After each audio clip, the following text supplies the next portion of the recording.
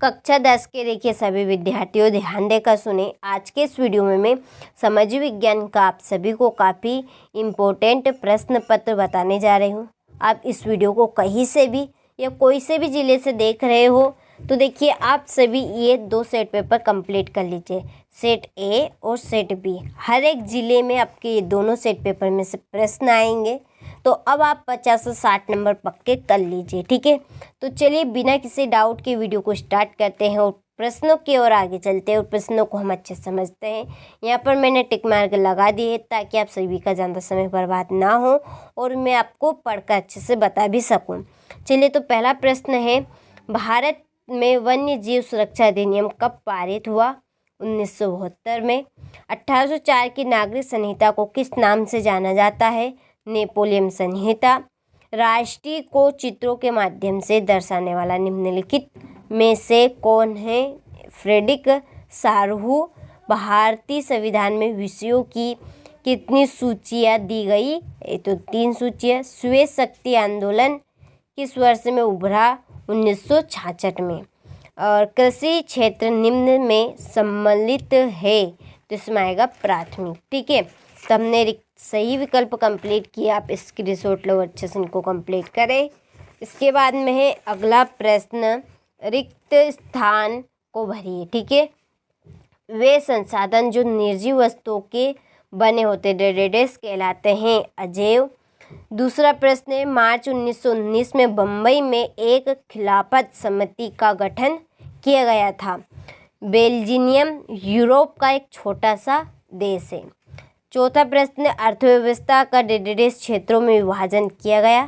3, स्व सहायता समूह में सदस्यों की अधिकतम संख्या 20 होती है। रोलेट अधिनियम डेडेस लागू हुआ अप्रैल 1919 में, ठीक है। तो चलिए आप यहाँ से रिक्त स्थान का स्क्रीनशॉट लो और अच्छे से कंप्लीट करें।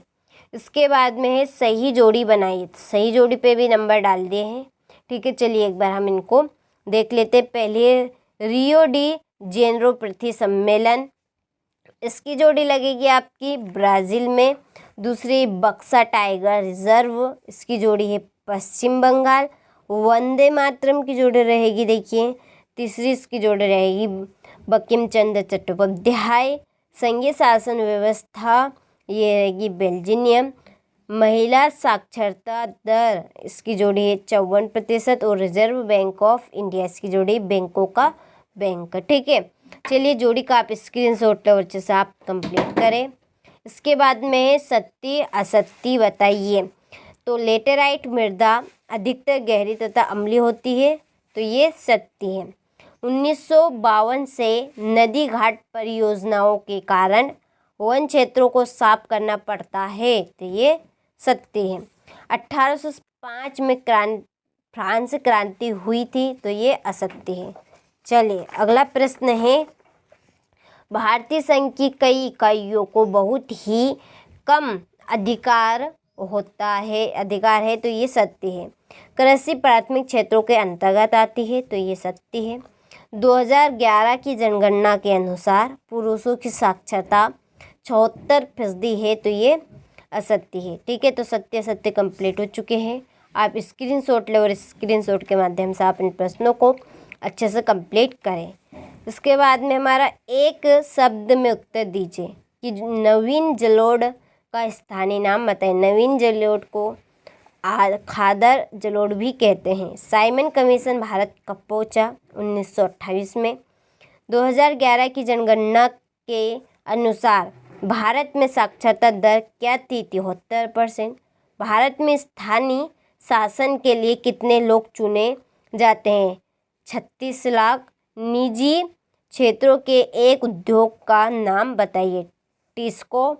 और भारत में केंद्र सरकार की तरफ से करेंसी नोट कौन जारी करता है? तो भारतीय रिजर्व बैंक, ठीक है। तो ये हमारे एक वाक्य में उत्तर भी कंप्लीट हो गए हैं। आप अच्छे से इन प्रश्नों को यहाँ से स्क्रीनशॉट ले लीजिए और इनको आप कंप्लीट कर लीजिए। भारत में पाई जाने वाली मिट्टियों के नाम लिखिए। संसाधन से क्या सही है? मृदा संरक्षण से आप क्या समझते हैं, ठीक है। चलिए अगला प्रश्न है, अगला प्रश्न है हमारा आरक्षित वन क्या है, इसके बारे में रूढ़िवाद से क्या सही है, रोलेट एक्ट क्या था, अधिकार क्षेत्र क्या है, ठीक है, समरूप समाज से क्या सही है, एफ्रो अमेरिका कौन थे, इसके बाद में पारिवारिक कानून क्या था, सेवा क्षेत्र क्या है, वस्तु विनिमय क्या है, जल दुर्लभता क्या है, नवीकरण योग्य और अनवीकरण योग्य संसाधन को स्पष्ट कीजिए। और 19वां प्रश्न है सत्याग्रह के विचार का क्या मतलब है, ठीक है। चलिए अगला प्रश्न है 20वां प्रश्न, एकात्मक शासन का अर्थ बताइए। और 21वां प्रश्न है सांप्रदायिकता का क्या अर्थ है, जैव विविधता क्या है, मानव जीवन के लिए क्यों महत्वपूर्ण है, और साइमन कमीशन पर टिप्पणी लिखिए, ठीक है। तो ये आपके 23 प्रश्न कंप्लीट हो चुके हैं। आपने सभी प्रश्नों को अच्छे से स्क्रीनशॉट ले लिया होगा। तो देखिए ये प्रश्न आप सभी के लिए काफ़ी महत्वपूर्ण होने वाले हैं। तो चलिए मिलते हैं आपसे अगले वीडियो में।